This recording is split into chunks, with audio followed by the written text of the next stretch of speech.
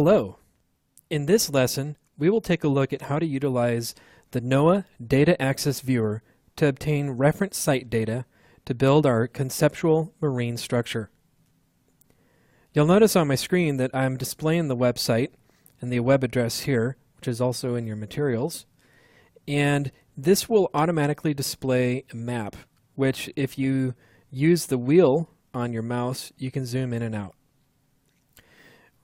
Zooming into the area is one way. You can also search if you know a specific latitude, longitude. As we zoom into San Clemente, once we get close enough, we'll see the pier start to appear on the map. Now, in order to end up with material that's similar to what is in the handout, I generally try to get to a zoom factor of about 500 to 400 meters, which you see displayed on my screen here.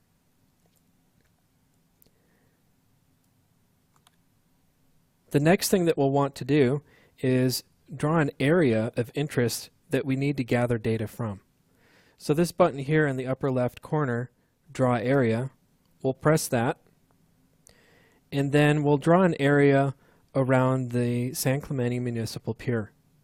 I'll put the upper right corner somewhere between Santa Barbara and Monterey.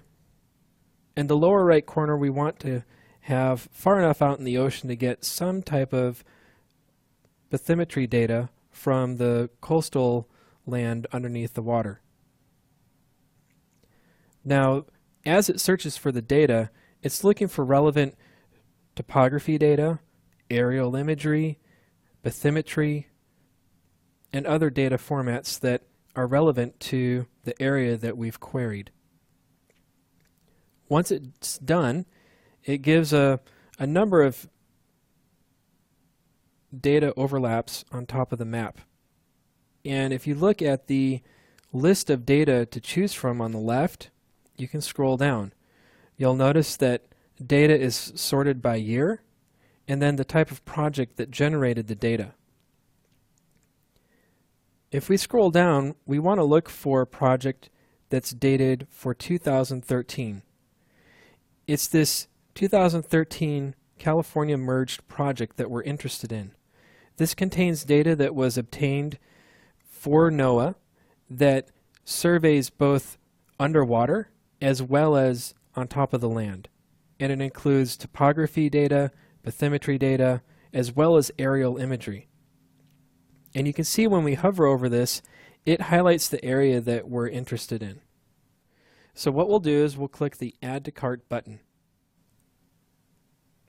and click Checkout.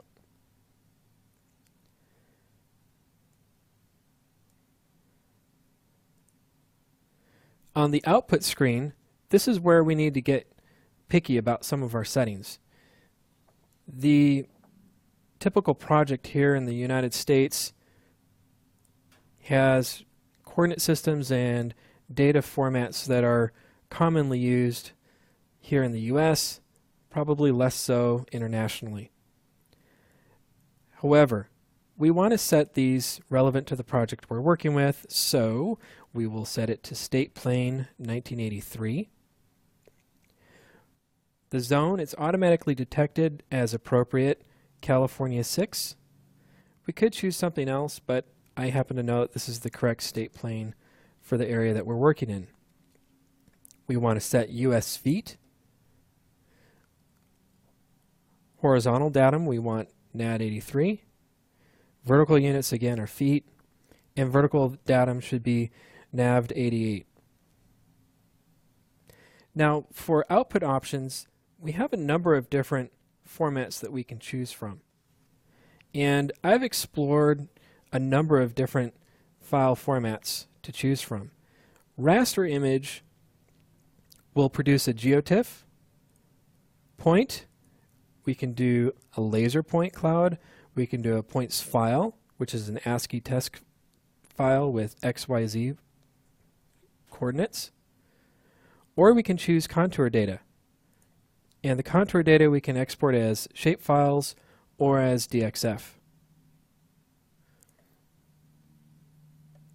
For our purposes, I'm going to choose Contour DXF file.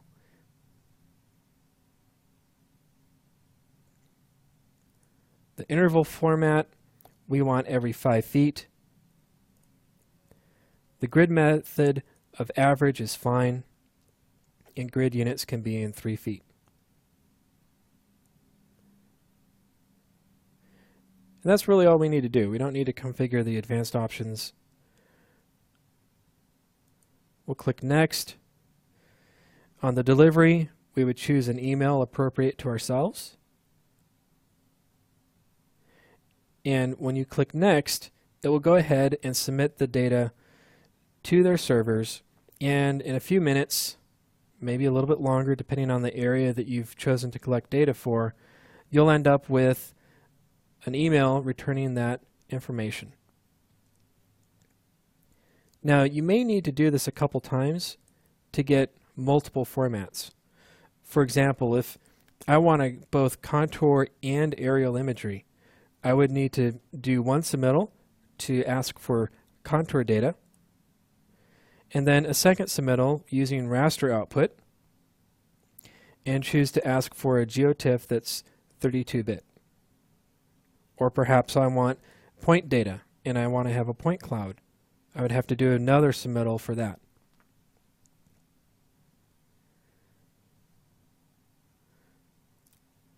So hopefully this highlights some of the options for obtaining conceptual data to use in modeling your marine structure. We've found this data to be fairly reliable in a conceptual stage, and you can use this as a basis to start your design if you don't already have your survey data. So in summary, we took a look at a place where we can get conceptual data, which is the NOAA Data Source Viewer. We looked at how to find an area of interest and draw an area around it. And then we took a look at finding the correct data and the available data that's around in this area. And then we looked at checkout and configuring our output options. Thanks for watching. Look forward to talking with you in the next lesson.